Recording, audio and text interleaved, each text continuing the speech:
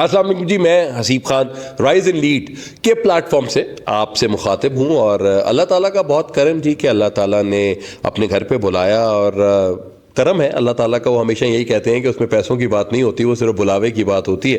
तो वो अल्लाह ताला का बुलावा था, तो मदीना और मक्का होके आए, तो उसके लिए भी आप सबके लिए भी बहुत सी दुआएं, पाकिस्तान के लिए बहुत सी दुआएं और मेरी अपने जितने लोग मेरे साथ हैं उनके लिए भी बहुत सी दुआएं की। और उन दुआओं में सिर्फ एक ही बात थी कि हम एज पाकिस्तानी हम ऐसे लोग बन जाएं जो दुनिया में खैर बांटें।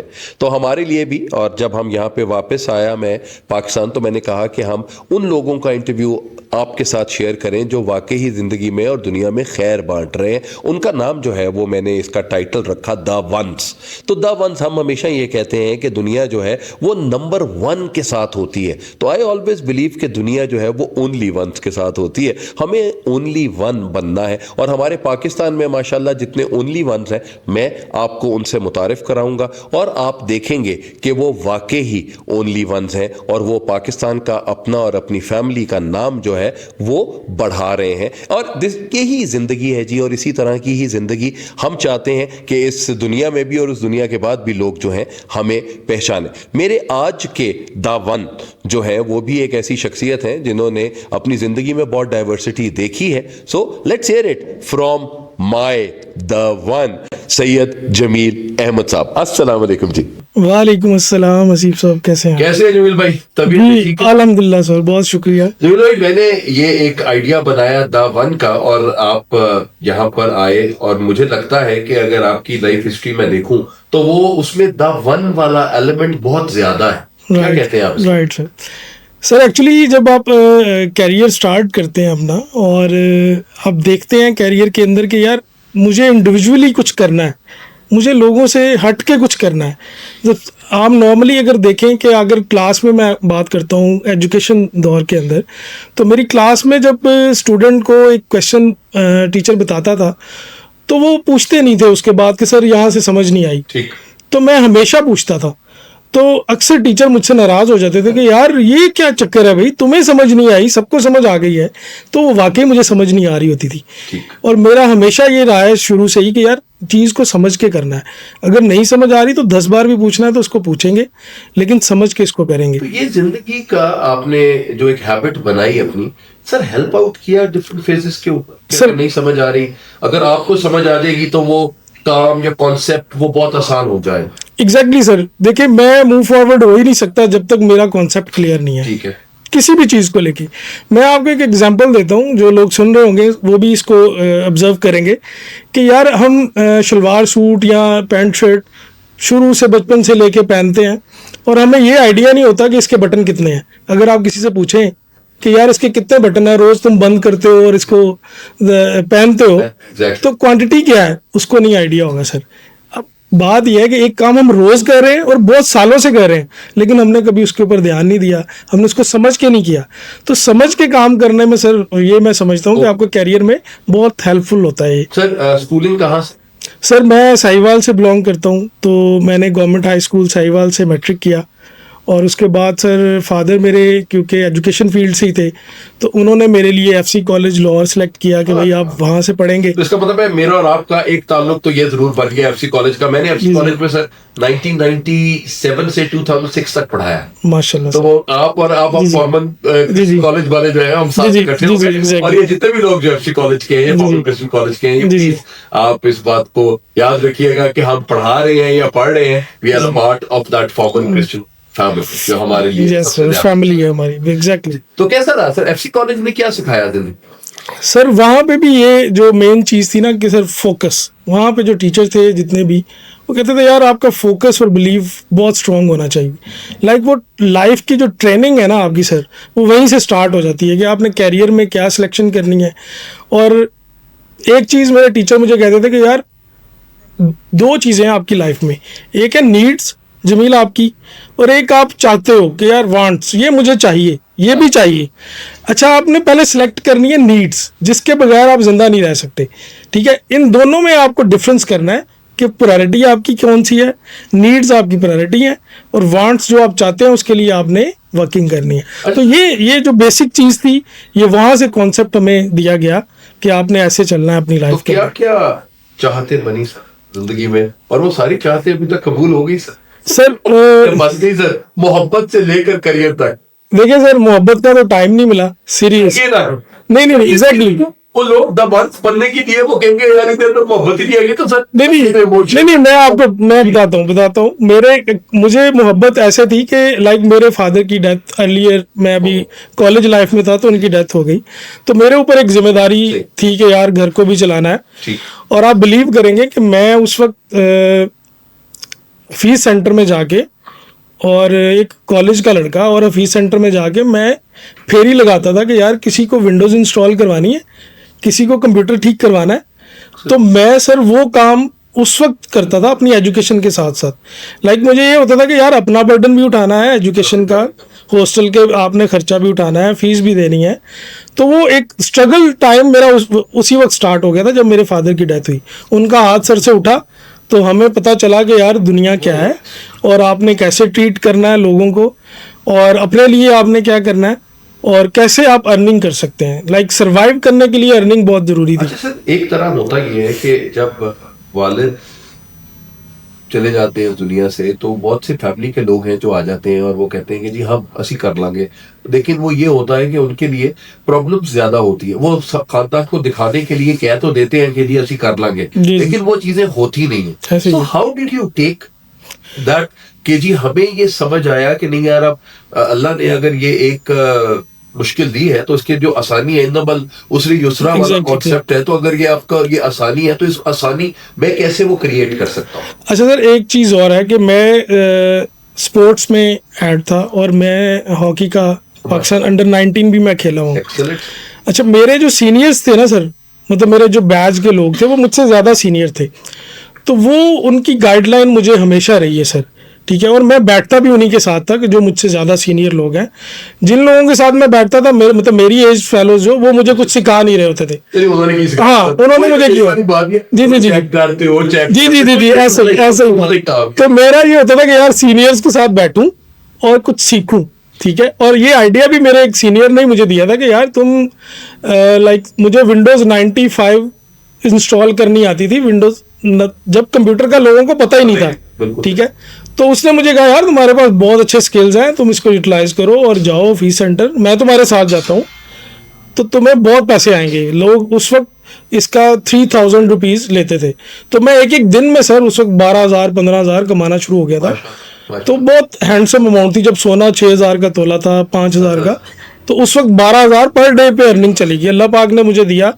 और वो मैंने सीखा कि यार नहीं, स्टडी के साथ भी आप कुछ कर सकते हैं। और वो कुरान में आता है कि सर वही इंसान है, इंसान वही कुछ है, वो कोशिश करता है। जब आप वो कोशिश करने पे लग जाते हैं तो वो चीजें चलती जाती हैं। अच्छा सर, कितने लोगों ने आपको कहा कि आप नहीं कर सकते?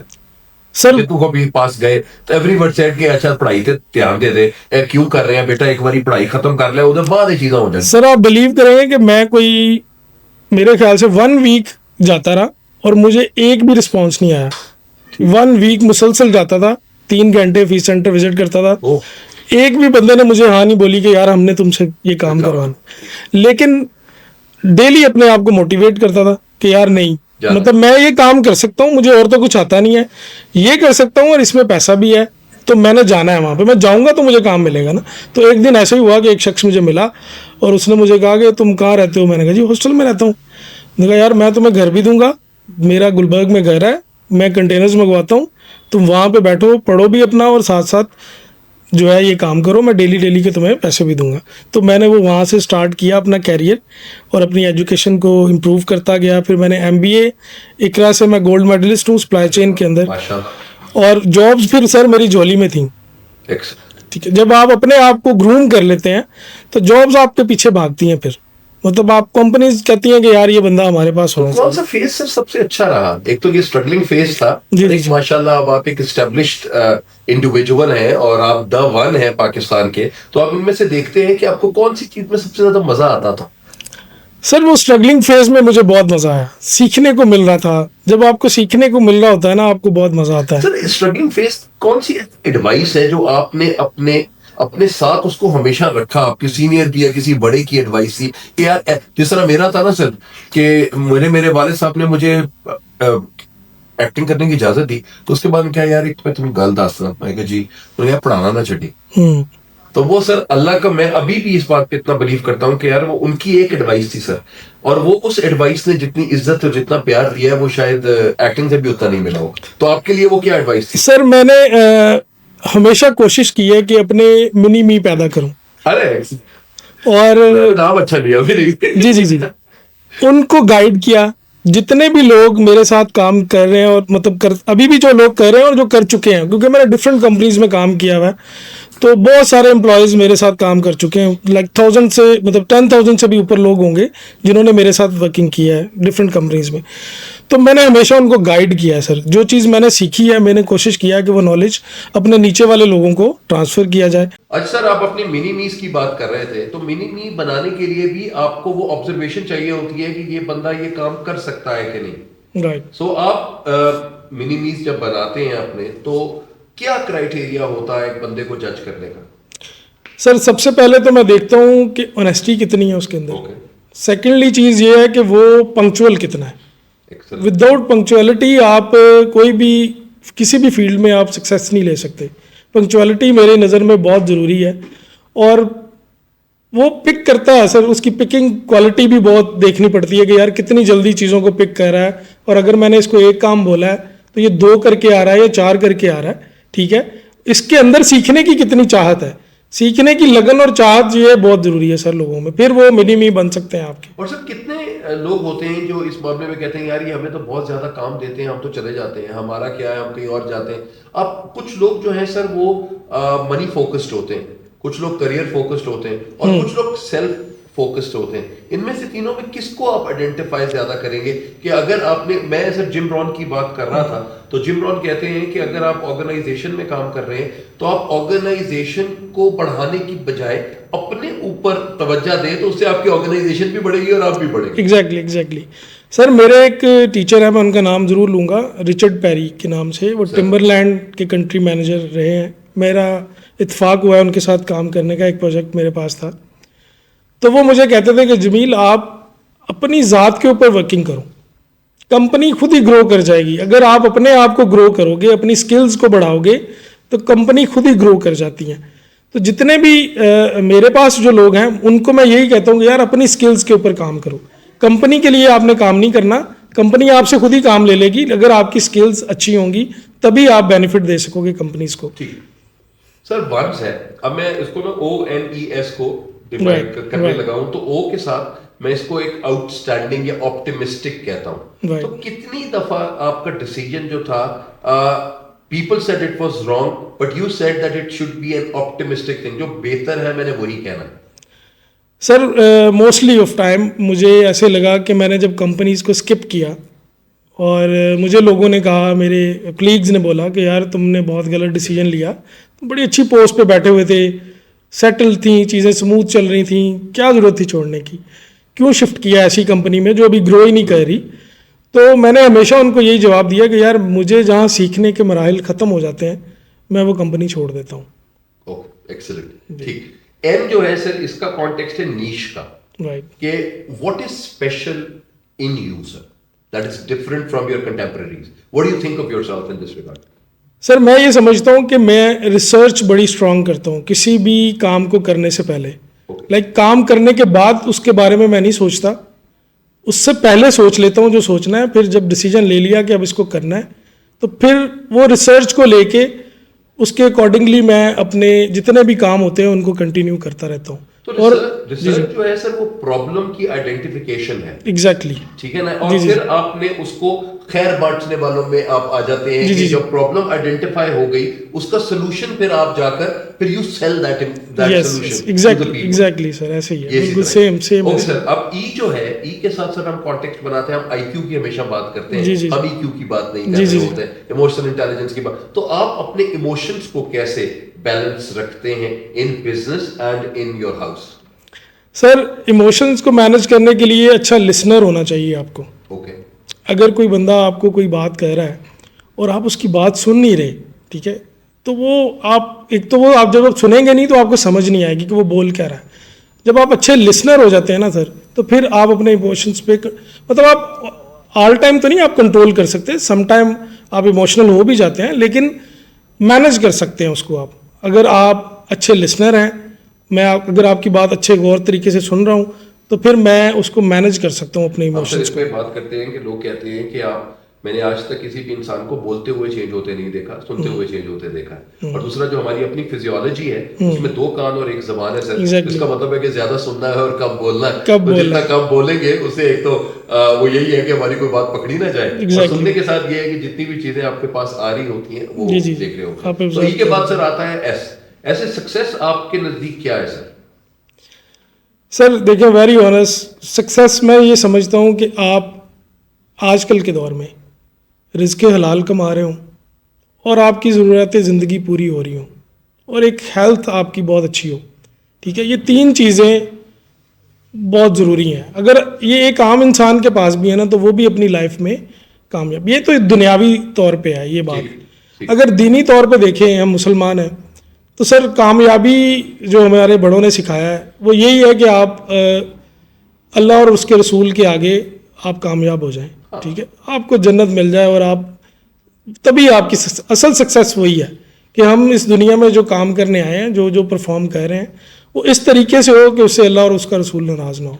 वो असल कामयाबी आपकी। दुनियावी कामयाबी हमारे साथ साथ है, कभी सक्सेस मिलती है लोगों को, कभी नहीं मिलती, लेकिन कुछ लोग ऐसे भी होते हैं कि जो दुनियावी तौर पे इतने सक्सेसफुल नहीं होते लेकिन दीनी तौर पे बहुत सक्सेसफुल होते हैं।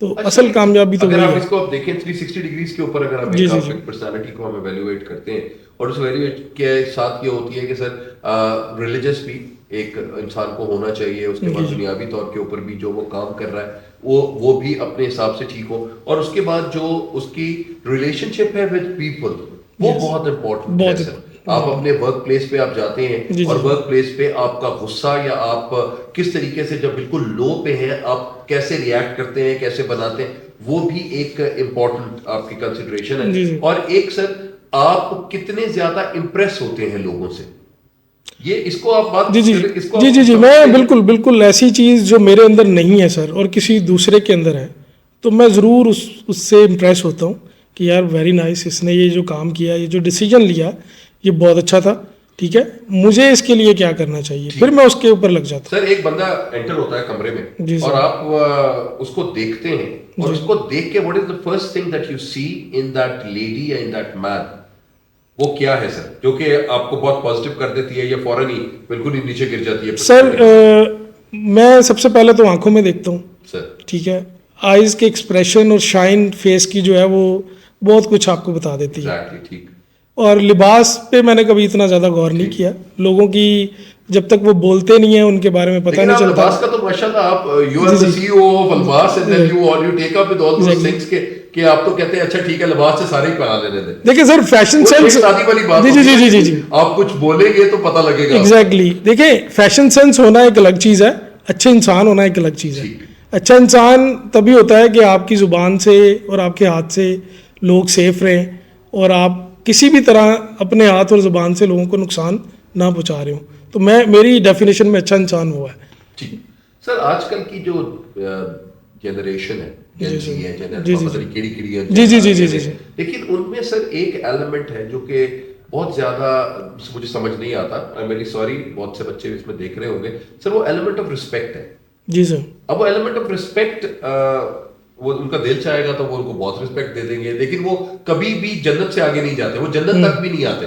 लेकिन आपने जिसको रिस्पेक्ट करना है आप उसको कैसे देखते हैं? आप सर इनको क्या कहेंगे?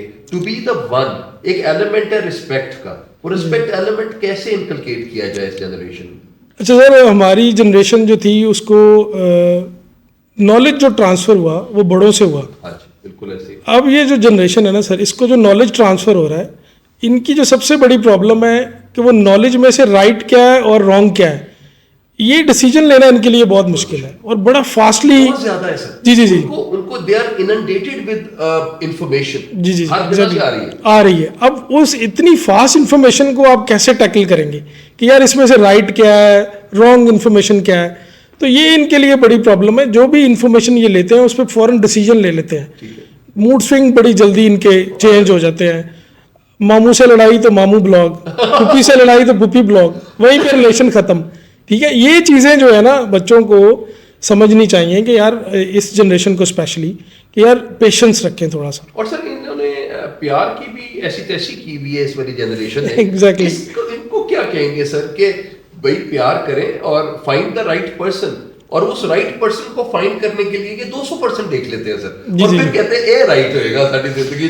तो क्या सर इस तरह की चीज ठीक है, या इनको क्या करना चाहिए प्यार के लिए सर? देखिए मैं बिलीव ये करता हूँ कि यार अल्लाह ताला ने आपके लिए राइट पर्सन पहले से ही चूज करके रखा होता है। ठीक है, थोड़ा सा सब्र करें उसके लिए, वो खुद ब खुद आपके साथ अटैच हो जाता है। जैसे अपने कैरियर पे फोकस करें, 30 साल तो देखें ही ना इधर उधर, सिर्फ कैरियर को देखें। ठीक ये जनरेशन को मेरा मैसेज है कि 30 साल तक अपने सिर्फ कैरियर को देखें। ठीक। उसके बाद अल्लाह ताला ने आपके लिए बेस्ट बंदा बंदी आपके लिए अटैच करनी है, वो आपके साथ आ जानी है, ठीक है, और वो आपको आपके लिए बेस्ट होगा वो। एग्जैक्टली जी, बिल्कुल सही कह रहे हैं कि आपने 30 साल तक सिर्फ अपने करियर को देखना है, उसके बाद आप अपने मोटरसाइकिल पे जो कैरियर पे या साइकिल के कैरियर पे आपने किसको बिठाना है उसका याद रखिएगा कि वो कौन आएगी या कौन आएगा। उसमें से देख रहे आजकल तो बेटियां भी मोटरसाइकिल चला रही हैं, तो वो भी देख लीजिएगा कि पीछे कौन बैठेगा हमारे साथ, कौन हमें कंप्लीट करेगा। I think this is really important. अच्छा सर, ये दुनिया नंबर 1 की गेमों में चली जाती है, हर कोई, हम इलोन मस्क को देखते हैं, हम ये बिल गेट्स की बात कर लेते हैं, हम किसी भी बड़ी शख्सियत की बात करें तो वो नंबर 1 वाला कॉन्सेप्ट आता है। लेकिन जो मैंने अपने इंट्रो में भी बात की कि हमें ओनली 1 बनना है, तो ओनली 1 बनने के लिए 3 क्या आप ऐसी क्राइटेरिया देंगे या ऐसे कैरेक्टरिस्टिक्स देंगे जो कि हमारी जो लोग सुन रहे हैं वो ओनली 1 बन सके? सर इसके लिए जो मोस्ट इंपॉर्टेंट थिंग्स है, ये मैं ये समझता हूँ कि देखिए, मैं इसकी इस्लाम के साथ एक एग्जांपल दूंगा कि 5 वक्त का जो नमाजी होता है ना, उसको नमाजी कहते हैं कि यार ये नमाज पढ़ता है, बहुत अच्छा बंदा है, नमाज पढ़ रहा है। अच्छा, जिन लोगों ने एक्स्ट्रा एफर्ट की दीन के लिए वो औलिया इकराम कहलाए गए। बिल्कुल सही। अच्छा, वो औलिया इकराम क्यों कहलाए गए? वो भी आम इंसान थे, लेकिन उन्होंने एक्स्ट्रा एफर्ट्स की दीन के लिए, तो उनको हमने एक दर्जा दिया कि ये औलिया इकराम है। आप किसी भी फील्ड में है सर, एक्स्ट्रा एफर्ट आपको ज़रूर करनी है सर, सिंपल सी बात है। सर ये बड़ी मजेदार बात की जी, जी। कि वो कहते हैं ना कि आप ऑर्डिनरी से एक्स्ट्रा ऑर्डिनरी होने के लिए जी, you जी। need to do something do extra। Something extra sir, exactly. एक तो ये पॉइंट हो गया Right, सर, वो बात। सेकेंडली सर, एक और चीज़ मैं एग्जांपल दूंगा कि फोकस होना चाहिए कि यार मैं करना क्या चाह रहा हूँ, अपनी लाइफ का एक डीएनए डिफाइन कर लें, ठीक। यार मुझे ये करना है, ठीक है। उस करने के लिए फिर आपको किन किन चीज़ों की ज़रूरत है उनको लिस्ट डाउन करें कि यार मुझे स्टेप बाय स्टेप, अब पहले दिन तो नहीं ऊपर वाली मंजिल पे चले जाते, स्टेप बाय स्टेप आप चढ़ते हैं। फिर उन छोटे छोटे गोल्स को सेट करें, ठीक है, उनकी अपनी टाइमिंग सेट करें कि यार इस टाइम में मैंने ये गोल अचीव करना है, फिर उस पर लग जाए सर, अल्लाह आपकी मदद करना शुरू कर देता है। And third sir? Third sir ये है कि पेशेंस बहुत ज़रूरी है सर लाइफ में। देखिए आप फ्लॉप होते हैं, आप गिरते हैं, ज़िंदगी में लोग आपको डीमोटिवेट करते हैं, डीमोटिवेशन भरी पड़ी है सर दुनिया में। आप 10 लोगों से मिलेंगे, 9 लोग आपको डीमोटिवेट करेंगे। बिल्कुल ऐसे। सेल्फ मोटिवेशन के लिए आपको क्या करना है कि अपनी ज़ात को खुद मोटिवेट करना है, अपनी ज़ात को टाइम देना है, जिसके अंदर आप रह रहे हैं, जिसको लेके आप चल रहे हैं, उस ज़ात को टाइम दें सर। ठीक सर। राइट। अच्छा सर, कौन सा ऐसा डिसीजन आपने किया जिसमें आपने अपने आप को पार्ट किया कि शाहजी कमाल कर गया मैं अपनी पूरी जिंदगी के अंदर, कोई एक डिसीजन? सर मैं सबसे पहले तो मैं कहूँगा एजुकेशन, जब मैंने MBA सप्लाई चेन किया, ये डिग्री लोगों को पता ही नहीं थी सर, सही। सप्लाई चेन है क्या चीज़। मुझे लोगों ने कहा यार डॉक्टर बन जाओ, तुम्हारे चचा डॉक्टर हैं, तुम जनाब बैंकर बन जाओ। मतलब मुझे एक बंदे ने कहा नहीं यार, सप्लाई चेन एक ऐसा डिपार्टमेंट है जो कि raw material to consumer end, और आगे रिटेल का दौर आ रहा है, तो तुम इसके ऊपर आओ। और मैंने फिर रिसर्च की कि यार वाकई ये एक ऐसा डिसीजन है। देखिए आपकी एजुकेशन बहुत मैटर करती है आपके लिए। सही। आगे जो फील्ड चूज़ की, वो इस फील्ड ने खुद ब खुद मुझे जो है ना जॉब्स अपॉर्चुनिटीज़ इस एजुकेशन ने देनी शुरू कर दी। मैंने जो वो डिग्री का डिसीजन लिया कि यार मुझे सप्लाई चेन में MBA करना है, वो सबसे ज्यादा मुझे ये लगता है कि उसने मुझे ये फील्ड और ये रास्ते मेरे लिए फिर अल्लाह ताला ने खोले। सर अभी तक जितना भी आपने काम किया, जितने भी आपने एक आपके पैराडाइम्स हैं, आप जी, जी, जी। पैराडाइम में एक वो कहते हैं ना, एक गेम खेल रहे होते हैं तो जी, जी, जी। पहला लेवल, दूसरा लेवल, दूसरा तीसरा, लेवल, चौथा लेवल। exactly। अब माशाल्लाह you are at a leadership role, Yes। और आप लीडरशिप रोल के साथ हैव यू एवर थॉट कि अब कुछ और करना चाहिए, there should be a retirement time, और रिटायरमेंट के बाद अब जो मेरी चीजें रह गई या मैंने जिसके ऊपर काश पहले कहा इन पूरे 30-40 सालों में, तो अब मैं उसको काश को मैं उस अपॉर्चुनिटी में बदल दूं? सर मेरी जो अभी कोशिश होती है कि यार जो हमारे स्टूडेंट हैं, नई जनरेशन हैं, इनको मैं टीच करूं डिफरेंट प्रोजेक्ट्स के ऊपर।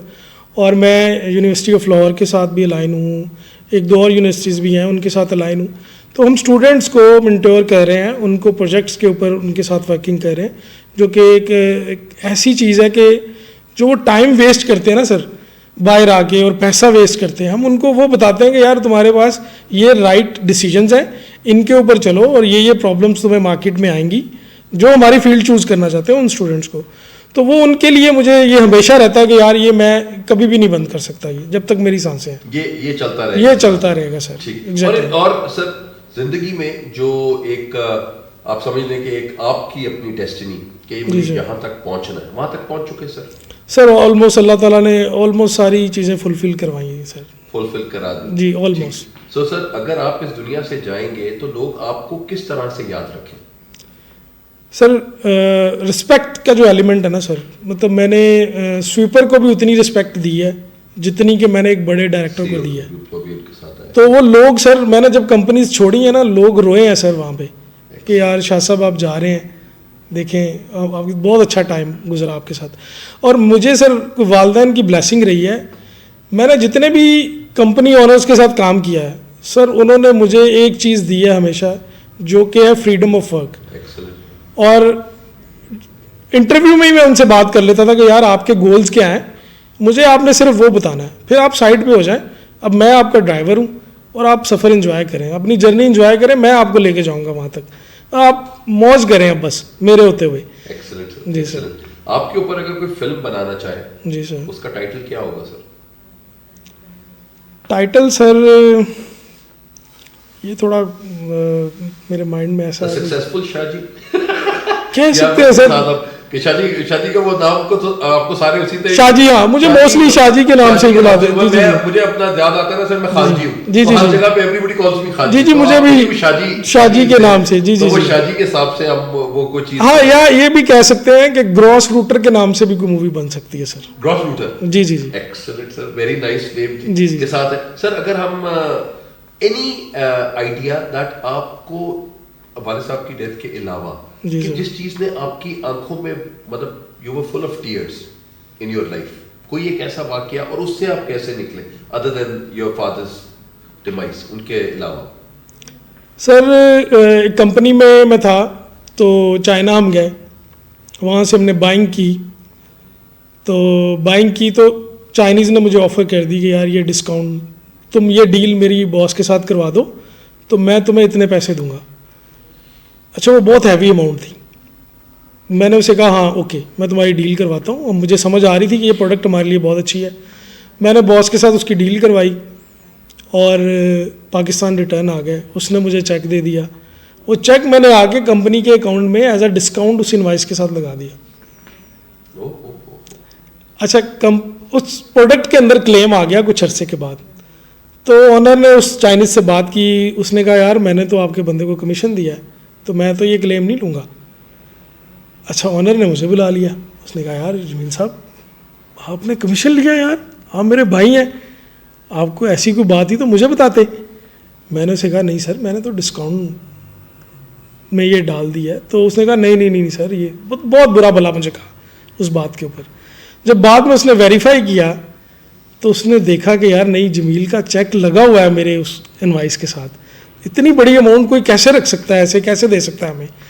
तो वो टाइम ऐसा था कि मैं अंदर से टूट गया था कि यार मैंने बहुत एफर्ट की तेरे लिए, और मैंने एक इतनी अमाउंट, हैवी अमाउंट तुम्हारी कंपनी में रिटर्न कर दी, जो कि मेरी डील की एवज मुझे मिल रही थी, तो फिर भी तुमने मुझे मेरे ऊपर शक किया। मेरी ज़ात के ऊपर कोई सर शक करे ना सर, ये मुझे, हाँ कोई भी अभी भी आज भी कोई कर दे तो मेरे लिए ये बहुत सर, रिज़्क़े हलाल बहुत मैटर करता है सर, बहुत मैटर करता है मेरे लिए।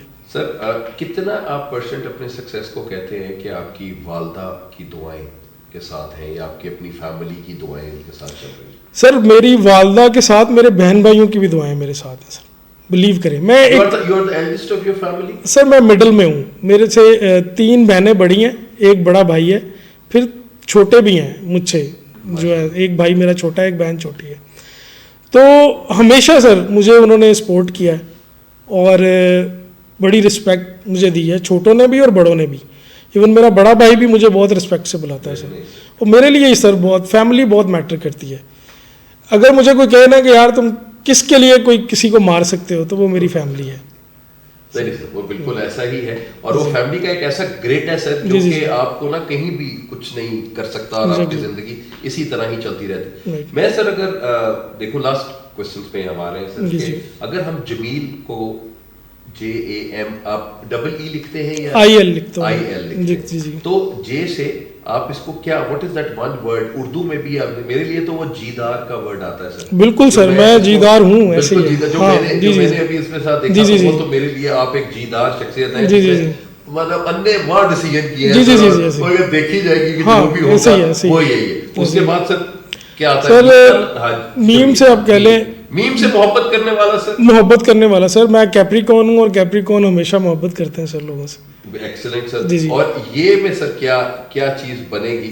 ये में सर आप कह सकते हैं कि यारी निभाई है सर मैंने हमेशा। मेरे यार अगर सुनेंगे तो वो कहेंगे कि वाकई यारी निभाने वाला। तो कितने दोस्त हैं सर? कितने सर? मेरे देखें जो बचपन के दोस्त हैं ना सर, वही मेरे दोस्त हैं आज भी। होते भी वही है सर। जी जी जी, प्रोफेशनलिज्म में है लोग, बहुत अच्छे लोग हैं, गाइड करते हैं आपको। जैसे यामिन मलिक साहब मेरे बहुत सीनियर, मुझे बहुत हमेशा बड़ा मजा जी जी जी पॉडकास्ट किया। जी जी जी, it was lovely sir. Sir बड़ा अच्छा, हम बैठते हैं, कॉफ़ी पीते हैं, एक दूसरे से डिस्कशंस करते रहते हैं। लेकिन सर मेरी फील्ड के जो लोग हैं ना, मेरे जो दोस्त हैं, वो डिफरेंट फील्ड्स के हैं। कुछ HR में है, कुछ प्रॉपर्टी में है, कुछ बैंकिंग में है। तो अलग अलग फील्ड्स हैं सबकी। और जब हम बैठते हैं ना सर, ऐसे फ्रेश हो जाते हैं कि कभी कुछ हुआ ही नहीं था। मतलब सारी टेंशनें दूर हो जाती हैं सर दोस्तों के साथ। लास्ट में लाम रह गया। जी जी, लाम से क्या सर? लॉयल्टी सर हमेशा रही है सर। जिस कंपनी के साथ काम किया है ना सर, लॉयल होके काम किया है, अपनी कंपनी समझ के काम किया है। Excellent sir. सर हमारे जाते जाते हमारे व्यूअर्स को कोई एक मैसेज, वो जिस तरह की भी जिंदगी गुजार रहे हैं, तो उनके लिए द वन बनने के लिए वो क्या ऐसा एक मंत्र है जो आप उनको बता के जाएंगे? जो आपने बाकी बताया वो तो है ही, लेकिन उसके अलावा जो आपके दिल से कोई एक चीज निकल दी, यार ऐ ना छोड़ना, ऐ चीज जरूरी है। सर मैं एक चीज जो जरूर कहूंगा जनरेशन को भी, कि यार कोई भी डिसीजन लेना है ना आपने, उसके ऊपर रिसर्च पहले जरूर करें सर। ये बहुत जरूरी है। बिलीव करें, मैंने इतने लोगों को बिजनेस स्टार्ट करते देखा है, लोगों को देख के उन्होंने काम शुरू कर लिया, बाद में वो लॉस कर गए, बड़ी कंपनीज बंद हुई हैं सर। अभी एक रेशो के मुताबिक 200 ट्रेडमार्क पर डे लाहौर में सिर्फ रजिस्टर्ड होते हैं ऑनलाइन कंपनीज के, और 90% कंपनीज बंद हो जाती हैं। रिसर्च नहीं है सर लोगों की। जनरेशन बिजनेस जॉब करना नहीं चाह रही, बिजनेस में आना चाह रही है। बहुत ईजी हो गया कि शॉपिफाई पे अकाउंट बनाए और जनाब कोई भी प्रोडक्ट पकड़े और शुरू हो जाए।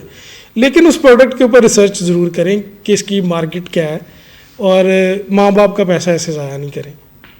ये मेरा मैसेज है। Thank you very much Jamil साहब, सैयद जमील अहमद साहब, आपका बहुत शुक्रिया कि आप बंडल ऑफ थैंक्स सर मेरे इस प्रोग्राम के हमारे राइज एंड लीड के आप द वन बने।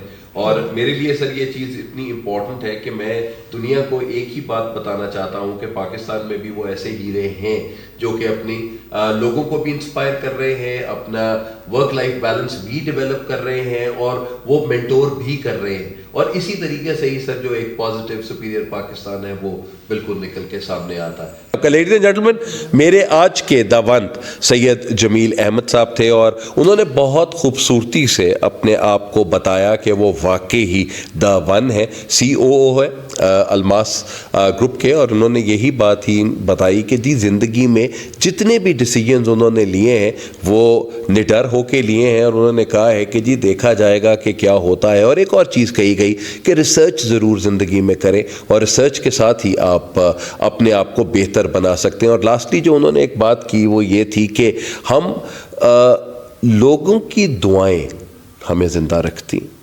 तो आप सिर्फ अपने लिए ज़िंदगी ना सोचें, अपने आसपास के लोगों के साथ भी वो बनाई रखें। The main essence and the main beauty of life is to facilitate other. लोगों की ज़िंदगियों में आप कैसे खैर बांटेंगे, यही इंशाअल्लाह ताला आपकी ज़िंदगी का और हर इंसान की ज़िंदगी का खासा रहता है। तो मुझे राइज एंड लीड से इजाज़त दीजिए। इंशाअल्लाह एक और द वन के साथ आपकी खिदमत में दोबारा हाजिर होऊंगा। अपना बहुत ख्याल रखिएगा। Keep shining, keep smiling. Pakistan जिंदाबाद।